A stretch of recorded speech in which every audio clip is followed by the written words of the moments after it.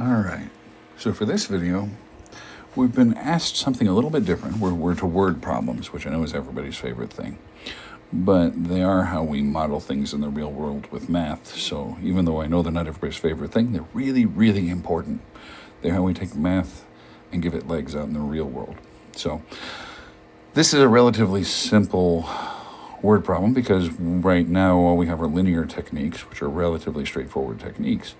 So when I look at this, it's telling me that I have the number of visits to public libraries, and between 2 different years, the number of visits increased. And so in 1999, we had 1.4 billion visitors to public libraries. And in 2004, we had 1.5 billion visitors to public libraries. And so what we're being asked for is what is the average rate of change for the number of public library visits between those 2 years, between 1999 and 2004. The way to read this is that I've been given two ordered points, or ordered pairs. I've been given 2 points on a graph, two different ordered pairs. I muffed that, I said it wrong. So these ordered pairs that we've been given, these points that we've been given, well, it's literally just like I graph my graph here, and I say there's a break in the graph because I don't want to graph, all the way up to 1.4 and 1.5 billion. I think that would be very difficult to visualize. And so I'm going to put a mark there, and I'm going to call that 1.4 billion. And then I'm going to put a mark up here, and I'm going to call it 1.5 billion. And we're going to say that this is visits in billions. And now we're going to say that this is time in years. And I'm going to put a break in the axis here because I don't want to draw out, 1099. And I'm going to put a tick mark there. I'm going to call that 1999. And then I'm going to put a tick mark here, and I'm going to call it 2004.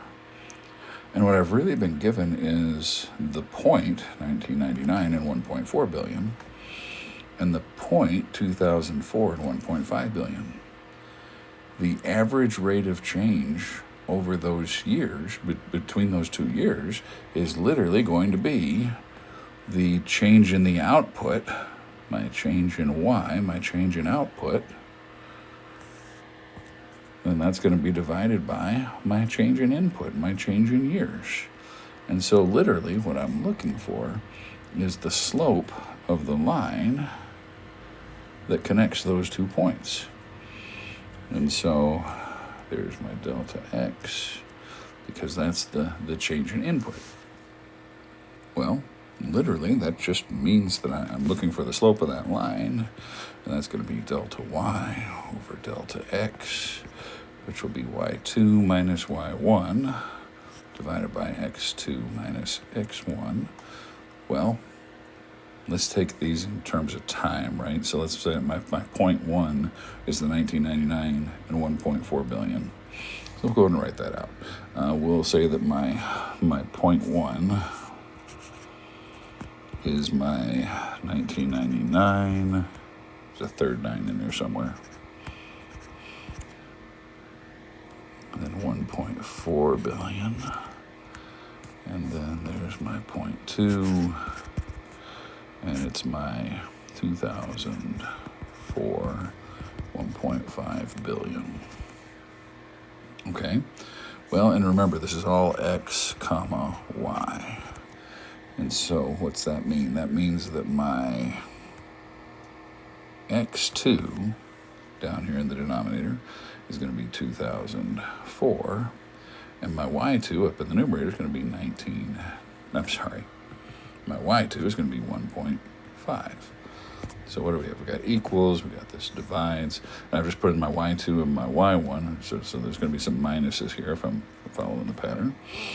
And now I'm going to put in my x1 and my y1.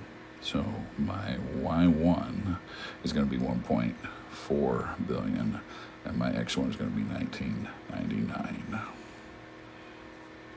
All right, well, let's actually do that math. So what am I going to get? I'm going to get 0.1 for my numerator, and 1999 and 2004, that's going to give me what? 2004 minus 1999. It's going to give me 5 years, right? Because 99 to 2000 is 1 year, and then 4 years afterwards. Okay, so 2004 minus 19, that gives me my 5 years. And so my average rate of increase is 1/10 of a billion every 5 years, but we usually don't think of things in terms of, every 5 years, so I kind of want to write that as a single number rather than a decimal in a fraction. I'm going to say that 0.1 divided by 5, that's going to give me 0.02.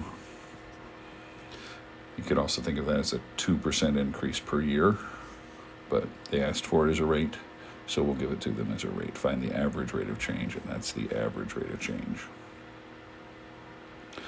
If I was thinking about units, because it's a number, it should have units on it, right? Numbers don't really mean anything until they have units. What am I thinking? I'm thinking that my Y was change of billions of people. So this is 2/100ths of a billion people per year. So this is billions of people per year. And so that would be my real answer if I'm actually thinking about including all of my units. All right. Hope that helps out.